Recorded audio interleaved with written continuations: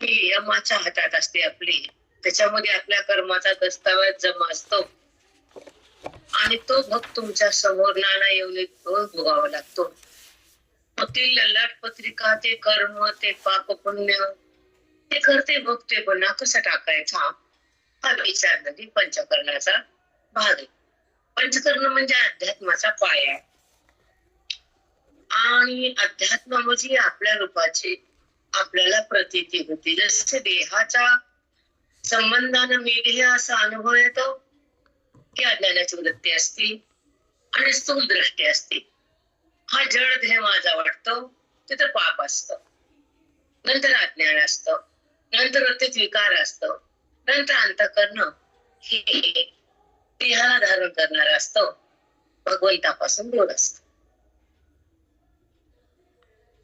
तर का की अज्ञान असल्यानंतर अंतःकरण नाम जीवात्मा मनबुद्धी भगवंतापासून लांब आहे. देहाच्या जवळ मनबुद्धी आहे. हे कळालं का विषय? हो माऊली. हो काय हो. मग मनबुद्धी ही भगवंताच्या जवळ नसून देहापाशी का राहते?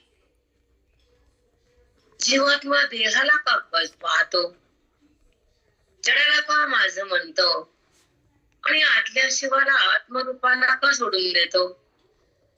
हा प्रश्न तुमच्या समोर मांडला तर आपण गांगरून जातो की नाही? हो माऊली. प्रत्येकाचाच विषय की हे तर मी नाही, हे तर क्षणाक्षरात नाश व्हायला आणि हे तर नश्वर आहे. त्याला एक मर्यादा आहे या देहाला. तो सूक्ष्म रूपाने प्रगटतो आईच्या गर्भात. त्याची पहिली अवस्था सुईच्या टोका एवढा अंश असतो. तो सुईचा टोक त्याचा पहिली अवस्था आहे. आणि मग नंतर गर्भात 9 महिने तयार होतो आणि पृथ्वीवर मृत्यू लोका जन्माला येतो आणि पाप पुण्याचा फेडतो करतो. जर असेल तर तसं दुःख भोगतो, पुण्य असेल तर सुख भोगतो. पण पुण्य हे सुख कोणतं? तर भौतिक सुख. पण खरं पुण्य कोणतं? की परमार्थिक सुख, श्रवणाचं सुख, वेदाचं सुख आणि आपल्या रूपाचं सुख. हे शुद्ध पुण्य पाहिजे, जे की निष्काम निस्वार्थ बुद्धीनं केलं पाहिजे. आणि तो कर्माचा साठा झाल्यानंतर श्रवणाचा मार्ग येतो आणि श्रवणाच्या माध्यमातून जीवात्मा परमात्मा. मग जीवात्मा हा देहाकडे असतो तेव्हा बद्ध असतो, दर्शाला पाहतो तेव्हा तो द्रष्टा असतो, पण स्थूल देह नसतो. मग द्रष्टा का झाला? दर्शाला पाहिलं म्हणून. जर दृश्य नाही तर द्रष्टा पण नाही.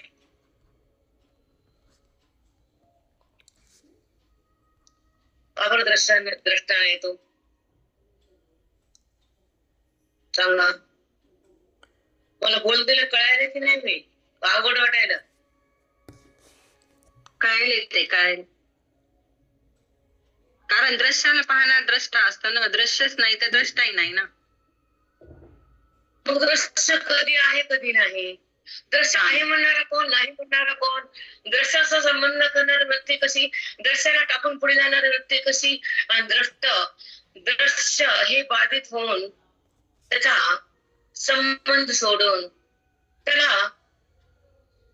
त्याला ओलांडून बुद्धी पुढे जाते.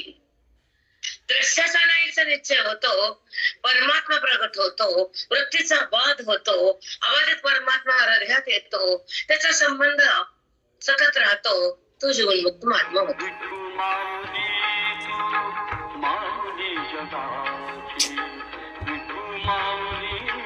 समजले का?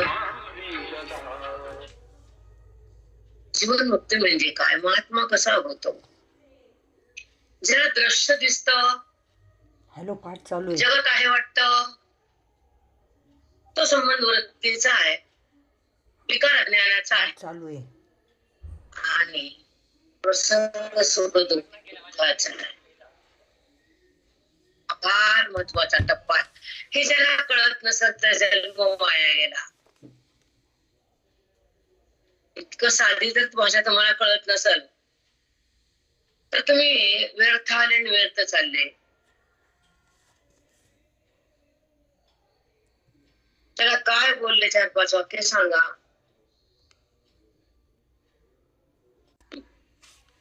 आपल्याला दिसत. हा, काय फोन आला तुला पण सर मी डिस्टर्ब झाले. रात्रभर जागी होती मी. आणि त्यासाठी तो जीवात्मा पुन्हा योनी मध्ये देहामध्ये येतो. नाना देहामध्ये प्रवेश करतो, उपाधीला धारण करतो, इंद्रियामध्ये विकार होतो, पण तो विषयाकडे धावत जातो. जगताला आहे म्हणतो, भगवंताला नाही म्हणतो.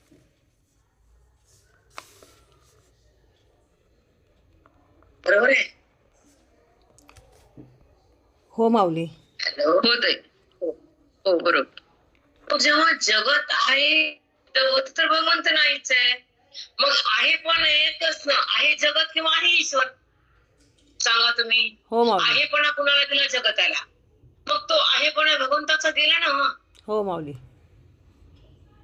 हा, म्हणून आहे हे तत्व आहे, आहे हे बीज आहे, आहे स्वरूप आहे, आहे हे माझं रूप आहे, आहे भगवंत आहे, आहे हे सुख आहे, आहे हा आनंद आहे, आहे हे व्यापक आहे, आहे एक आहे, हे असंतर अंतर्यामी आहे. आणि त्याचीच भेट म्हणजे मोक्ष आहे. त्याचा संबंध बघणं म्हणजे आत्मारामाची मिलन आहे. त्याची ओळख म्हणजे अभेदृष्टी आहे. त्याला विसरणं म्हणजे देहदृष्टी. हो माऊली.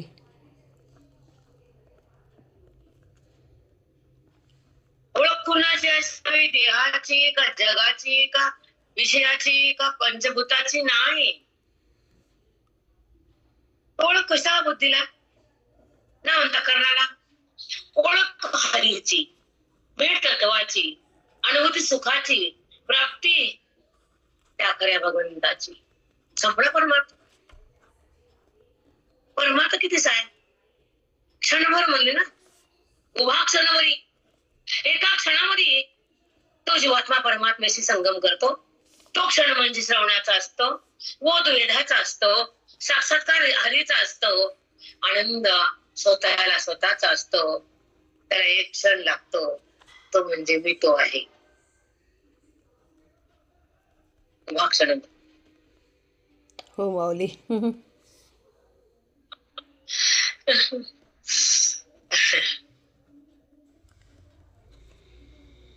असं बेटा, जेव्हा भगवंताला जवळ घ्यायचं, बोलवायचं,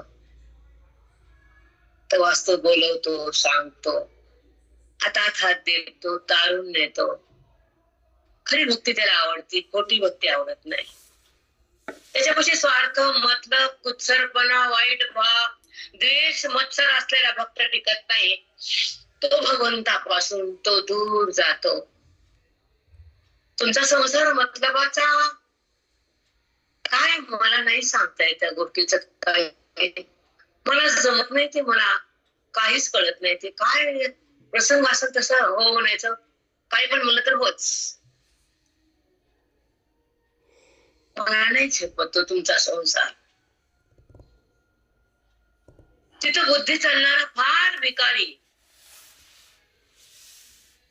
त्या संसाराचा चाहता अनाधिकारी, पापाचा भंडारी तो. केवळ संसार, केवळ पाप, केवळ मतलब, केवळ काय सांगू तुम्हाला. सगळे तुम्हाला देव, कारण ते माहित नाही ना आम्हाला.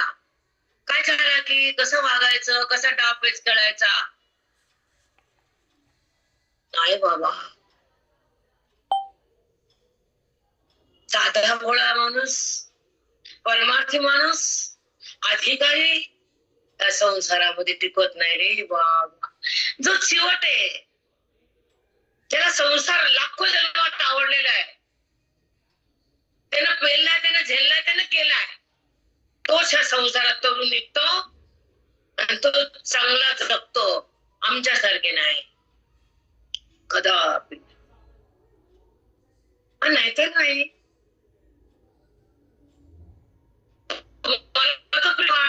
आवडत होते तिथंच मरा, पण हरीला चित्तात धरा आमचा परमार्थ आहे.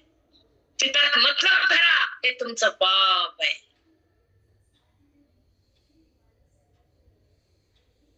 सांगा चूक आहे का बरोबर आहे? बरोबर आहे माऊली. ज्यांना जन्म दिला मात्यानं, आईनं, वडिलानं, त्याचा शेवटचा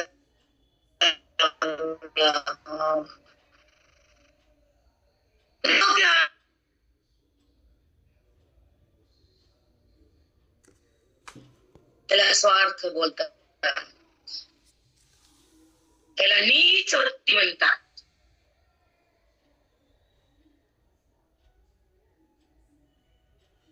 त्याला जन्म दिला त्याची कदर नाही, त्याला सगळं दिलं त्यांचं देणं घेणं नाही. तुमच्यासाठी श्वास वेचले त्याची किंमत नाही. त्याने तुम्हाला प्राण ओतला, त्यांना तुम्ही पायाखाली घातला. राम, मला हाच फोन आलता, तुम्हाला मी सांगितलं नाही. त्या गावाचं पण नाव सांगत बसडावं लागत. जर मोक्ष नाही, सत्संग नाही, नाना देह धारण करावं लागत. चुक आहे. मुख्य पॉइंट आहे तो म्हणजे जीवनाचा मुख्य सार सांगितलं नाही.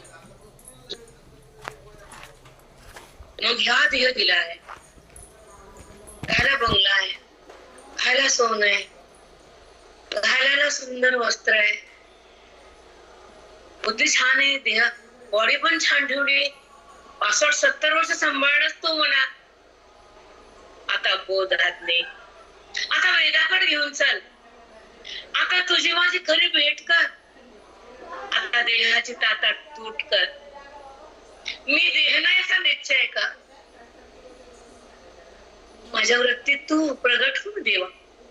समोर प्रगट होतोस, कधी बासरी घेतोस, कधी गदा घेतोस, कधी चक्रच घेतोस. असं काय एक तरी घे ना काही.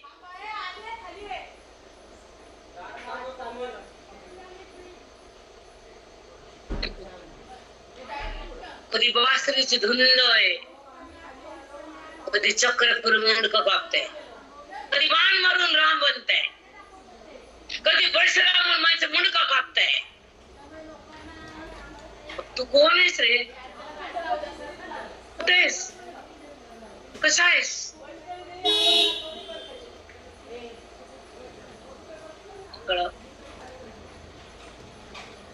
त्याचं ज्ञान मिळावं, त्याचा संबंध घडावा, त्याचं ऐक्य भोगावं, नामाला सोडून पुढे जावं, आकाराला सोडून निराकारात यावं, विकाराला थांबवून निर्विकार व्हावं, उपाधीला तोडून निरुपाधिक बनावं. हे फल आहे आमच्या श्रवणाचं. हे फल आहे आमच्या श्रवणाचं की जडाला सोडणारी वृत्ती भगवंतातच जाती, जगाला बाधित करणारी वृत्ती रामच होती, श्रवण करणारं अंतःकरण बेभानच होत, आणि साधून कृपा केल्यावर मन रामच होत. राम कृष्ण हरी माई जय हरी बोली. राम कृष्ण हरी. ऐक परत काय बोला आज कळलं झालं मला.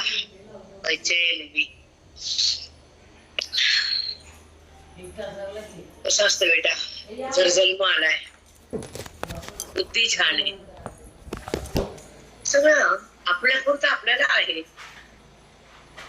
तर छान राहायचं, भगवंताचं गुणगान करायचं, त्याच्या नामामध्ये बेदंड बनायचं, त्याला जाणून तिथंच थांबायचं.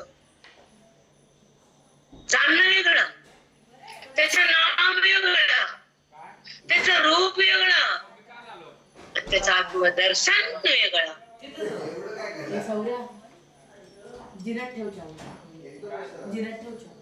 सगळं येत आहे सांगा.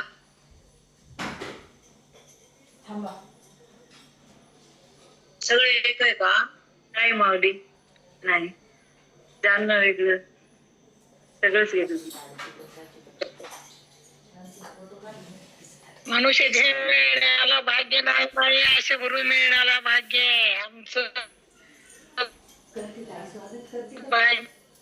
हो मग खरंच आहे, गुरु भेटले याचं भाग्य नाही माऊली, असे गुरु भेटले खरंच माऊली. किती जन्म गुरु भेटणं भाग्य आहे.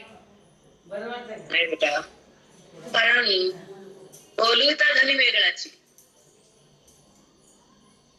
तो बोलून घेतो. तिथे किती वजन म्हणले ताई बोला, माझी वाणी बंदच पडली, म्हणजे नाही बोलू शकत.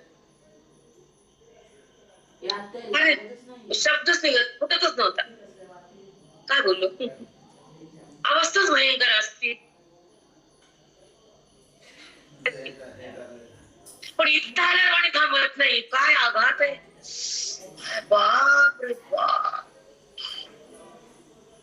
इथं वाणी थांबत नाही, शब्द कमी पडत नाही, भेद बाजूला जात नाही. अभेदाशिवाय वाणी बोलतच नाही बोलत वाणी. सांगा, बोलती का अभेदाशिवाय वाणी? सांगा. नाही ताई, नाही.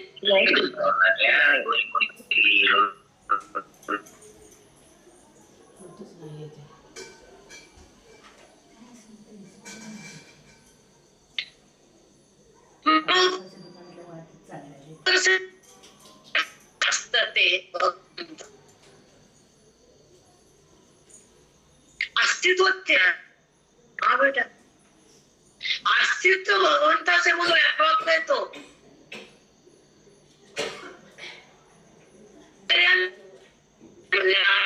बनला ते जगत आहे, एक आहे तो आत्मा आहे.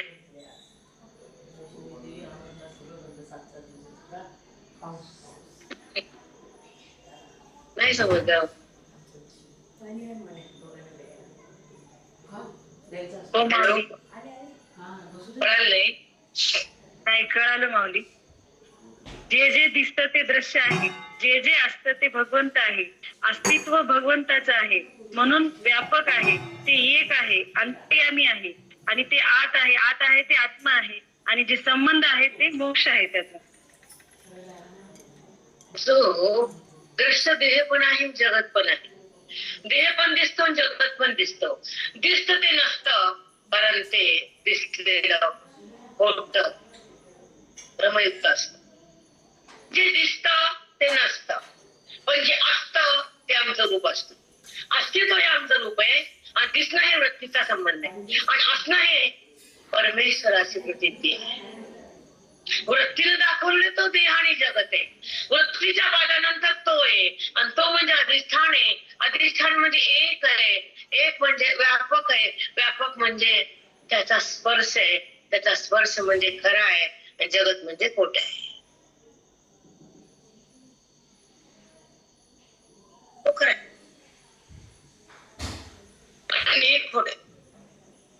पण खोट्याला प्रगट व्हायला खरं लागतं, हे माहित नसतं आपल्याला. खोट आधारित आहे आणि खरं अधिष्ठान आहे. अधिष्ठान स्वरूप आहे, तोच आहे. दिसणं देह आहे, ते मी नाही आहे. देह मी नाही सांगितलं, ह्याच्यामध्ये तू देह नाही म्हणून सांगितलं की नाही?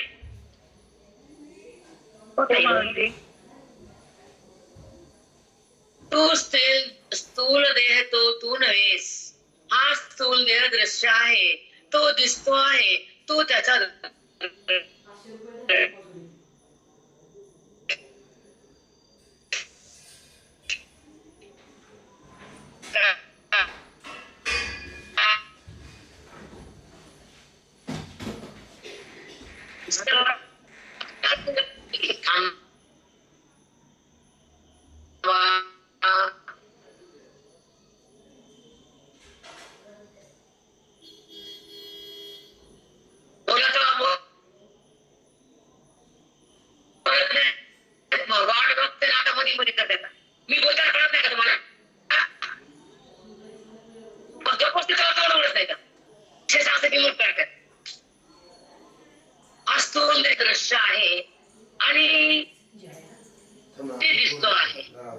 तू त्याचा द्रष्टा आहेस.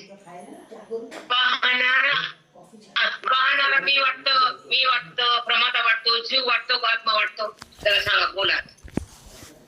द्रष्टा वाटतं का आपल्याला? नाही माऊली, मी वाटत. आता मी म्हणजे कोण आहे माहितच नाही. नाही माहित. फक्त ऐका, मी पाहिलं होतं पण मी आत्मा माहितीये का? नाही माऊली, नाही माहित. मग एक सांगतोय, पाहणारा आत्मा तू आहेस. हा स्थूल देह आहे, हा दृश्य आहे, तू द्रष्टा आहेस. द्रष्टा म्हणजे आत्मा आहे, आत्मा पाहणार आहे. मग आत्मा द्रष्टा नाव का आलं?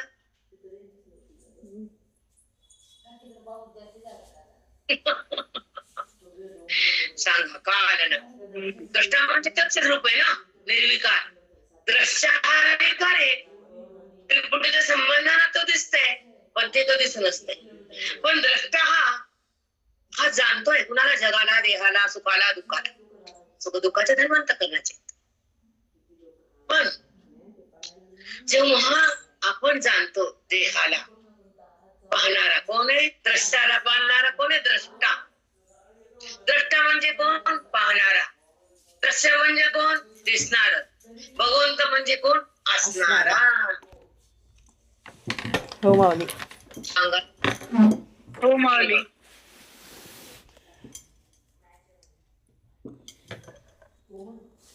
सांगा ना तिनं वाक्य. काय बोल, आज कम त्रास दे रे मग. माझं बोल नाही चाललं. असं का ताप द्यायच? दृश्याला पाहणारा द्रष्टा आहे. दृश्य हे दिसणार आणि भगवंत हा काय शांत सांगले, साध्या भाषेत सांगले, तुम्हाला वाचून दाखवायला लोक पाहिजे. आणि अर्ध्या बाया काय ज्ञानस्वरूप मध्ये सांगा का तुम्हाला मी? ते ज्ञान करून द्यायला ज्ञानस्वरूप आहे. पण द्रष्टा का म्हणलं त्याला? दृश्याला वेगळा म्हणून म्हणतात. वेगळं दृश्याहून वेगळा. ऐका, असं आमचं म्हणणं आहे. तुम्ही सांगा आमचं चुकतंय काय? प्रश्न कसा आहे तो का बोलला? पण हे तुम्हाला एक सांगते का, जे तुम्ही ऐकले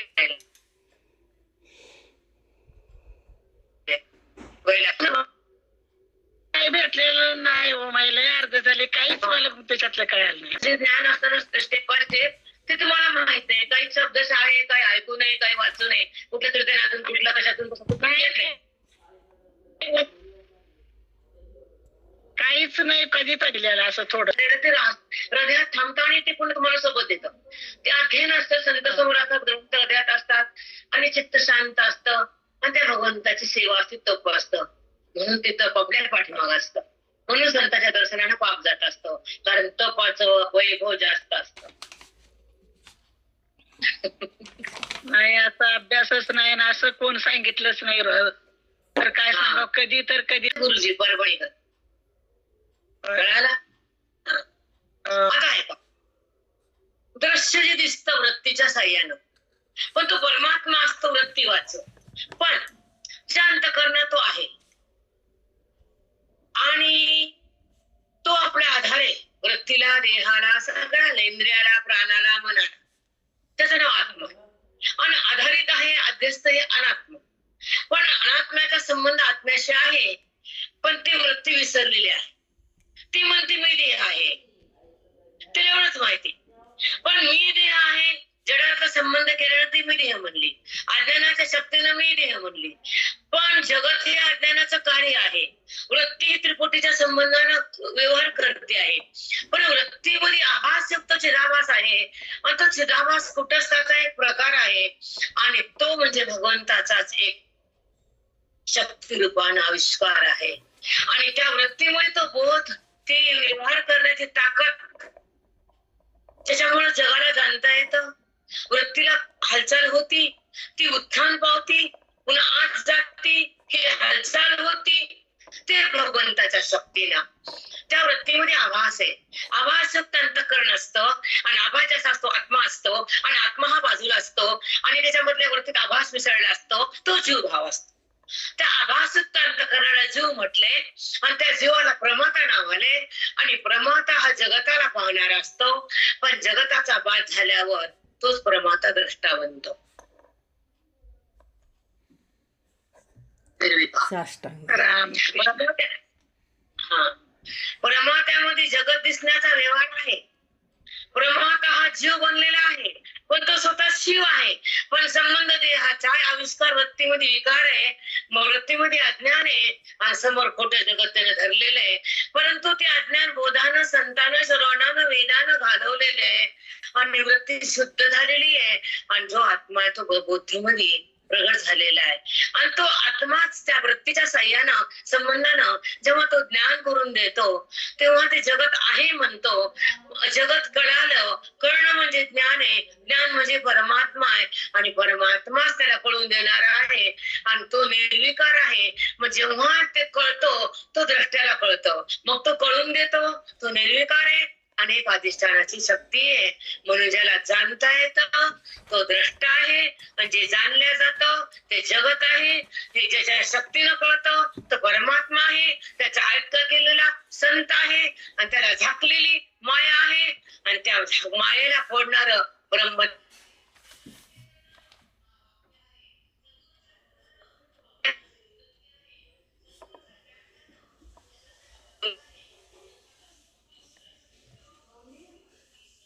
वृत्तीच्या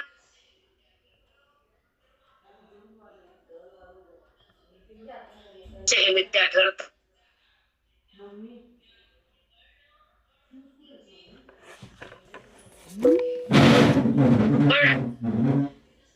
शक्तीनं जाणतो, पण जाणताना त्याची शक्ती असते. दिसणं जगताचं असतं, पण जगत हे दिसून नसतं आणि त्याचा निश्चय असतो तो भगवंत असतो. राम कृष्ण सांगितलंय नाही आतापर्यंत.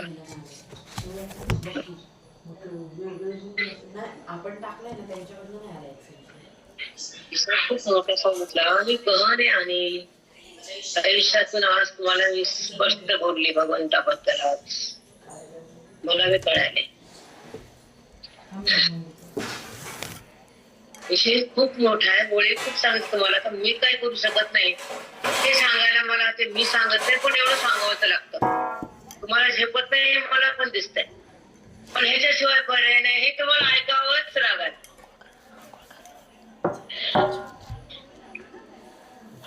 चूक आहे का? नाही माऊली, बरोबर आहे. नाही बरोबर आहे. तुमचं कसं व्हायलंय, तुम्ही आलात पहिल्यांदा पंचकरणात आणि पाऊस पडायला घर होऊन जायसारखं, पत्र उडायले, झाडं पडायले, विजा गडगडायल्या, खंबे पडायले, लाईट बंद होईल, कसं झाले. खंबे पडले, तार तुटले, लाईट गेली. हो माऊली. हो माऊली. हा स्थूल देह तू नव्हेस, तो दृश्य आहे आणि म्हणजे दिसत आहे. स्थूल देह दिसत आहे, तू त्याचा द्रष्टा आहेस. पाहणे द्रष्टा म्हणजे त्याला कळते आहे, घर आहे, हे माझी कॉलनी आहे, माझं परभणी गाव आहे, आता एसटी बसायचं, पुन्हा ऑटो सोडायचा, पुन्हा तिकडे जायचं. हे कळणे का न कळणे सांगा. कळणं आहे माऊली, कळणं आहे.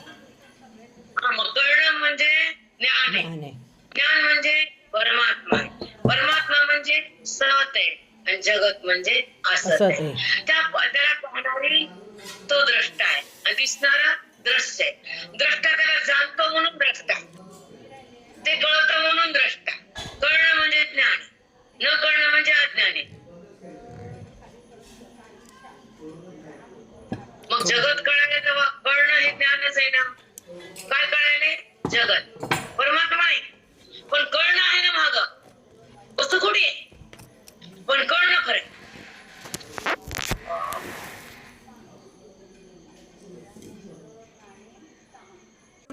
बाबा नाही जगत हे द्रष्टा परमात्मा. मग द्रष्टा नाव आलं जाणण्याचा व्यवहार. जाणणं, जाणीव आणि जाणणे होते. ऐका,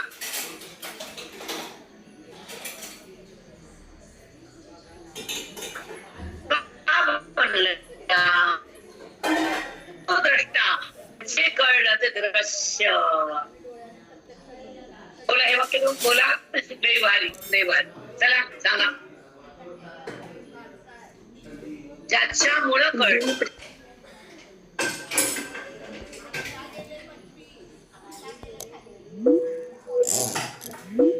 त्यामुळं कळलं आणि ज्याला कळलं तो द्रष्टा.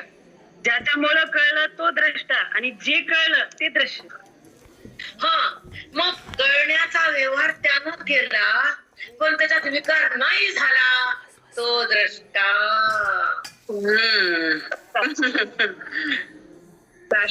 दंड होतोय. कोटी कोटी प्रणाम. रामकृष्ण हरे रामकृष्ण हरे. पाहताना सुद्धा तो निर्विकार आहे म्हणून द्रष्टा आहे आणि जगाचे दृश्य आहे तिथे विकार आहे हा निर्विकार आहे. दोघांचा व्यवहार आहे पण तो व्यवहारात बाजूला आहे आणि जगत हे नसून दिसतंय कारण ते भासतंय. ते भासमान पडते आणि हा वृत्तीचा व्यवहार विकार आहे. तर वृत्ती अज्ञानाचं कार्य आहे आणि ते अज्ञान कुठं राहतं तर परमात्म्यावर आधारित आहे आणि अज्ञान परमात्म्यावर आधारित म्हणजे ते ज्ञान आहे.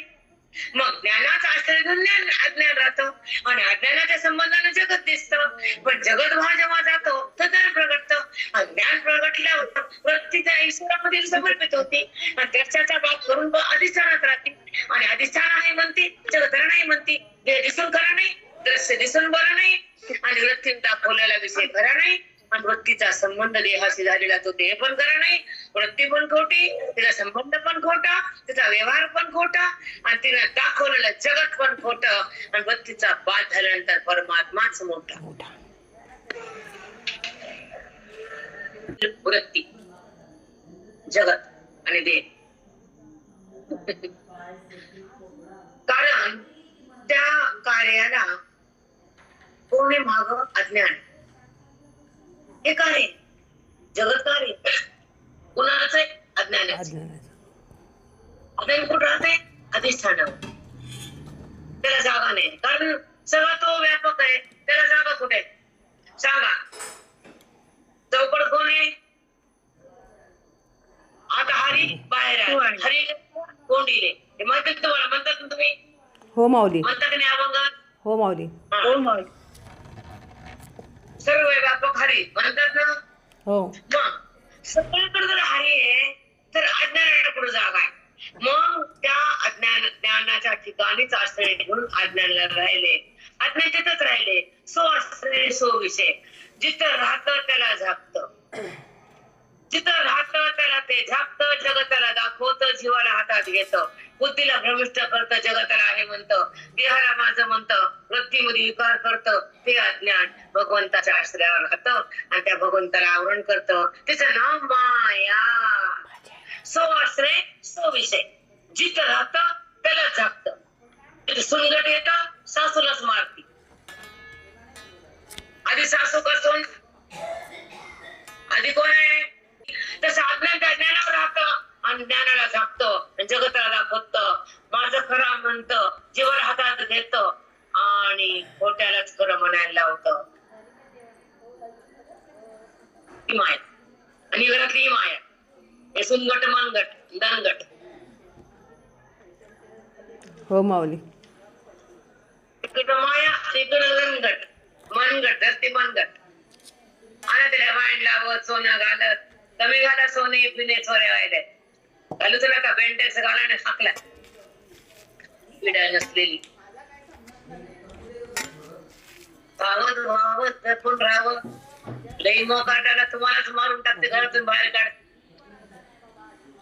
सगळं दिल्यावर तसं सगळी सरकार जगत तुम्हाला ते मारते. तसं सगळी वतल्यावर हे तुम्हाला मारती. इकडे ती मारत इकडे ही मारती. दोन्ही पण मार खावं लागतं आपल्याला. चला खरं आहे का खोटं आहे बोला. खरंय माऊली. खरंय खरंय. जरा जपून राहा मरताल बेबाप. सगळं दे दान सुटे.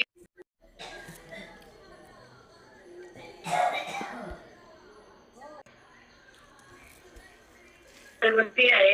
वृत्ती अज्ञानाचं कार्य आहे आणि तिला अधिष्ठान परमात्मा आहे आणि जाण्यात होणं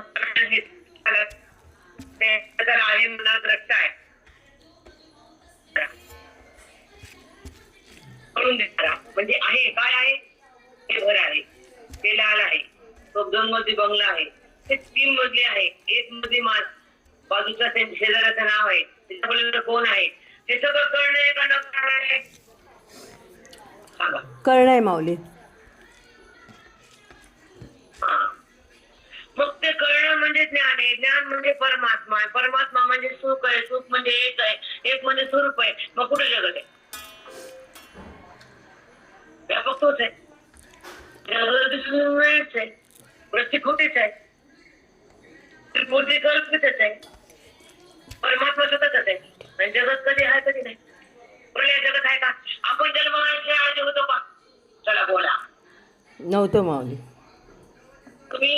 तुम्ही 400 वर्षापूर्वी होता का? नव्हतं माऊली. नाही. पुढे राहणार आहेत का? नाही. नाही. आता तुम्ही खरे आहेत का? नाही. मग तिन्ही काळात तुम्हाला अस्तित्व नाही तर देहाचा संबंध का?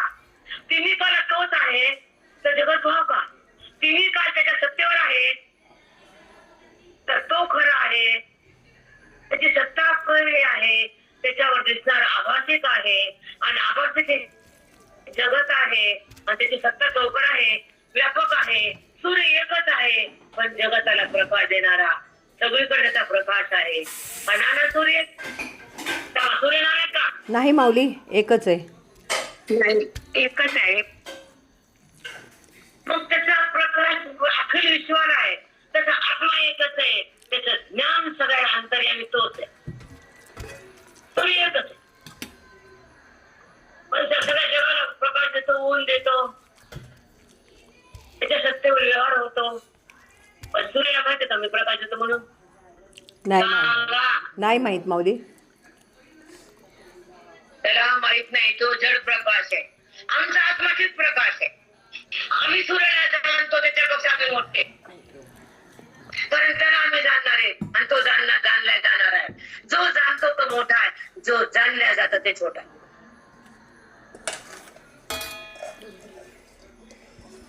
काकाने म्हणा सूर्य मोठा का तुम्ही मोठे? आम्हाला कळत नव्हतं, आम्ही पूजा करतो कसं मोठा म्हणा आम्ही. पण ज्ञानदर्शन आल्यावर मोठा ज्ञान दिलेलं बुद्धी बुधाड नुसतं संसार करून छिद्र पडले. ती बाई नाचतीच नाचती. अरे देवा, काय स्वतःला घमेंड, काय मी हुशार, कवडी कळत नाही बरं, न काकड येत न अभंग न ज्ञानेश्वरी न गाता. काही आयुष्यात गेलेला संसार एक संसार. सुना माझ्या, नातू माझे, पंतू माझे, म्हणता म्हणता सगळे लांब लांब गेले गाव. त्याच्यामध्ये वाचणार राहिली. मग वळकिलं काय वळकिलं इस्तुला का त्या वळकीला? राम राम म्हणावं, हरी हरी म्हणावं, मला वळकिलं, तुला वळकिलं, त्याला वळकिलं.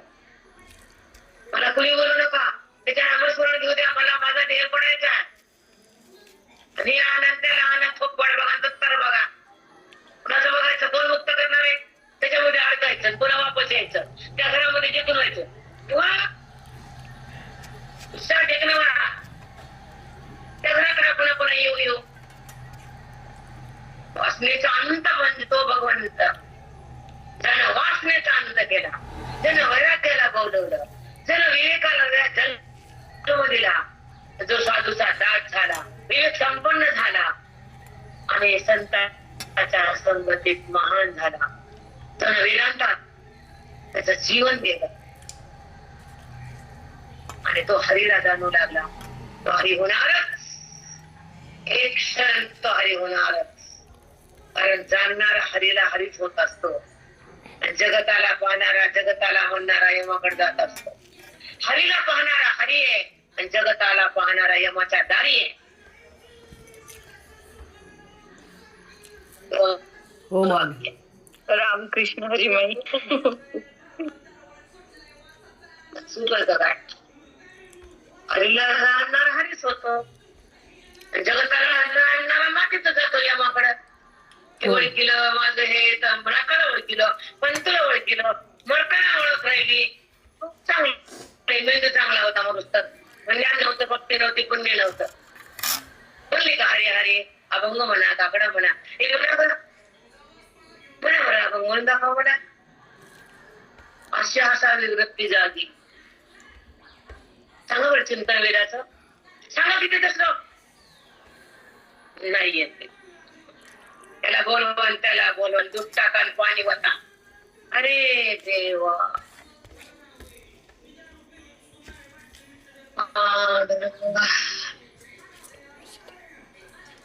हे तन्मय असावं तिथं त्याच्यासोबतच. पडो का मरो का राहावं, कुणी येऊ कुणी दूध वतो कुणी मागेत, आपलं सोडून येत त्या ठिकाणात. म्हणून आयुष्यभर तपश्चर्या करावी लागते, संतांचे चरण धरावं लागते, ज्ञानाचं गर्म घ्यावं लागतं, अज्ञानाला मारून पुढे जावं लागतं, संताला शरण व्हावं लागतं, स्वरूपाला जाणावं लागतं, वर्म हातात घ्यावं लागतं, ज्ञानमय जगावं लागतं, संसाराला टेकावं लागतं, अज्ञानाला तुडवावं लागतं आणि त्या ईश्वराकडे मन ठेवावं लागतं. हे भावातून निघावं लागतं, दृश्याचा भाग करावा लागतो आणि परमात्म्याचा स्पर्श भोगावा लागतो. त्याला म्हणतात जीवन जगलं.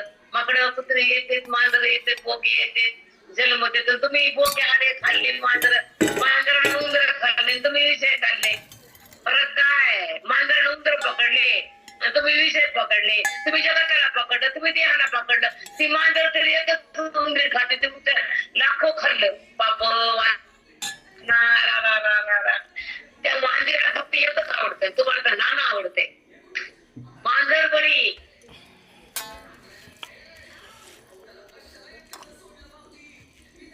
एकच धरतीला होऊन देत. तुम्ही काय काय धरले?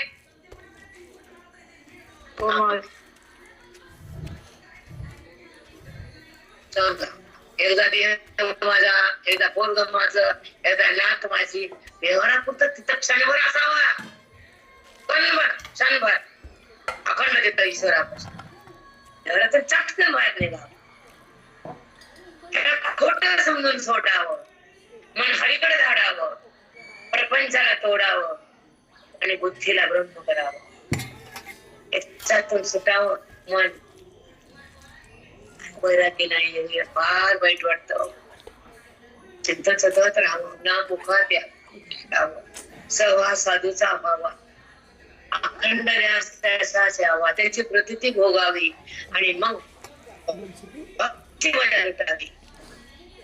परत नाही चला मी थांबते बेटा, टाइम झालाय, आज मूड पण नाही. उद्या आणि कसं मला जायचं ते चिंतूरला, लांबलंय माझं काम आहे. मला उद्या जाणार होतं ते सकाळचा पाठवायचं सांगत. चला मला अर्जंट आहे,